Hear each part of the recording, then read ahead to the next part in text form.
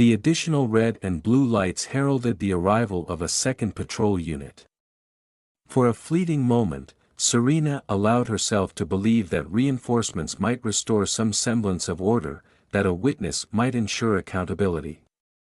However, as the second officer emerged from the new cruiser, a tall, broad-shouldered man with an unreadable expression, it became clear that this was not a rescue but rather reinforcement for the officer already in control.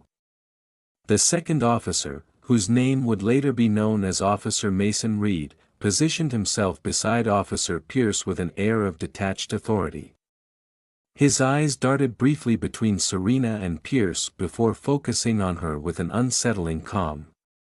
"Ma'am, step out of the vehicle," he commanded in a deceptively measured tone, addressing her not by her title but simply as Ma'am, a choice of words that struck Serena as both dismissive and demeaning. Despite the mounting pressure, Serena maintained her composure. She had navigated hostile confrontations before, whether facing down hardened criminals or navigating treacherous negotiations in the field. But this was different.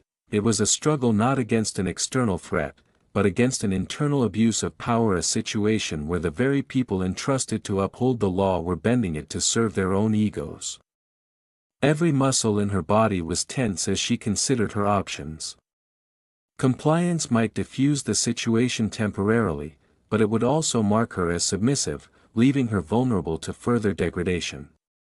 With deliberate caution, Serena slowly unbuckled her seatbelt and stepped out of the vehicle.